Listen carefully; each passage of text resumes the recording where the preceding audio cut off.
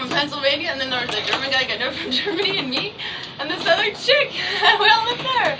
In 1986, for 10.5 months in my family, so they were principals at a school, and I met this woman in Eugene who said that they both died. I talked to them since I left. That's cool, man. I'm sorry they died. The Kharman family, they were Christians. Those fucking Christians, and they were mad at me because I wanted to study Islam, and they didn't do a cigarette. And I wanted to study Islam, and they were mad, and I fasted for Ramadan, and they had a maid from Sri Lanka, and I was friends with her, and I talked to her and treated her nicely, and they only spoke to her in English, and me in English. And then, so I learned some Arabic, and they thought she was stupid, and I helped her cook, and so she was my friend, and so they didn't like me. And they had some cousins from Lebanon whose house was almost bombed, and their parents were journalists and had to go to Saudi Arabia, and they lived there. And they were mean to me a little, because I got a call one day from a boy who saw me in the theater, because I went to this school that was barricaded by a big concrete wall. And the principal said that if we were caught talking to a boy after school, that we'd get suspended. And so I went to the movie with my friend Sama, who was Muslim, and her friend saw me, and he called me on the phone, and I answered the phone, and the parents, they gave me the phone, and I got on the phone, and I didn't speak much Arabic, and so I spoke to him for a minute, and then my host mother came, and she said, "Who's that?" And I said, "Sahibti," which means my friend, but only for a girl. And so she claimed I was lying, and my host father had been listening, and they thought I was a slut, and I hadn't even ever kissed a guy. I was 13. And they didn't like me. And then I went off to Irbid in the north once, and they were mad or something, and I took some pictures, I forget. But that was cool, though. Have you guys been to Jordan? You should go there. I used to live in Jordan. Do they speak Arabic? No. Do you speak Spanish? No. Speaks Yiddish. So tell us something else interesting and important. Okay, let us go then, you and I, when the evening is spread out against the sky, like a patient etherized upon a table.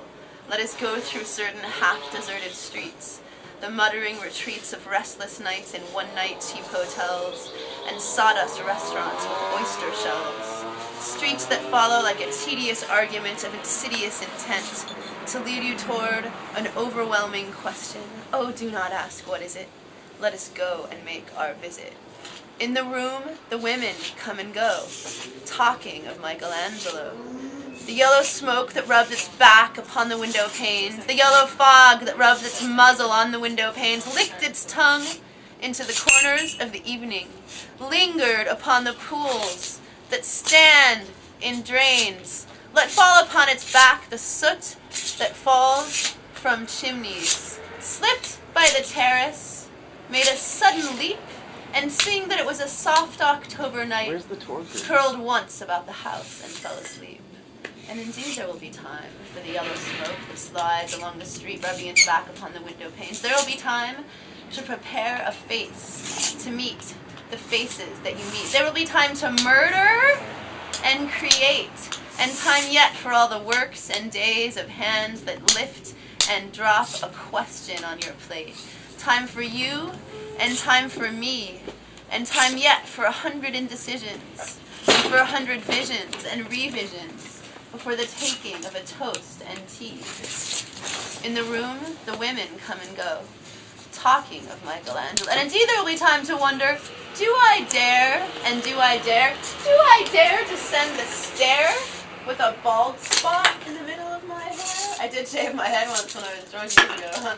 They will say, how his hair is growing thin. My morning coat, my collar, mounting firmly to the chin, my necktie rich and modest, yet asserted by a simple pin. They will say, how his arms and legs are thin. Do I dare disturb the universe? In a minute there is time for decisions and revisions, which a minute will reverse. For I have known them all already, known them all. I have measured out my life with coffee spoons. I know the voices dying with a dying fall beneath the music from a farther room. So how shall I presume? Shall I say, for I have known the eyes already, know them all, known the eyes that fix you in a formulated phrase, and when I am formulated, sprawling on a pin, when I am pinned, and wriggling on the wall, then how shall I begin to spit out all the buttons of my days and ways, and shall I then presume And how shall I begin? Shall I say, and the arms that are braceleted and white and bare, but in the lamplight, down with light brown hair, is it perfume from a dress that makes me so digress? Arms that lie along a table or wrap about a shawl. And shall I then begin, and how shall I presume? Shall I say, I have gone at dusk through narrow streets, and watched the smoke that rises from the pipes of lonely men in shirt sleeves leaning out of windows? The afternoon, the evening, sleep so peacefully. Here stretched on the floor, here beside you and me, should I, after tea and cakes and ices, have the strength to force the moment to its crisis? But though I have wept and fasted, wept and prayed, though I have seen my head grown slightly bald, brought in upon a platter, I am no prophet, and here's no great matter. I have seen the moment of my greatness flicker, and I have seen the eternal footman hold my coat and snicker, and in short, I was afraid. And would it have been worth it, after all? Would it have been worthwhile? After the cups, the marmalade, the tea, among the porcelain, among some talk of you and me, would it have been worthwhile to have squeezed the universe into a ball, to roll it towards some overwhelming question, to say, I am Lazarus, come from the dead, come back to tell you all. I shall tell you all. If one, settling a pillow and turning toward the window, should say, that is not it at all, that is not what I meant at all. No, I am not Prince Hamlet, nor was meant to be. I am attendant lord, one that will do to swell a progress, start a scene, or to advise the prince, no doubt. An easy tool, deferential politic, and meticulous, full of high sentence, but at times at times indeed almost ridiculous. I grow old. I grow old. I grow old. I shall wear the bottoms of my trousers rolled. Do I dare to eat a peach? I shall wear white flannel trousers and walk like the ones that's a Benedict stole from where the fuck is he? And walk upon the beach. I have heard the mermaids singing each to each. I do not think that they will sing to me. Yes, riding seaward on the wave, coming the white hair, the waves blow back when the wind blows, the winter water left. You have lingered in the chambers of the sea, by seagulls with seaweed and spread and brown, for who begins with this every crown?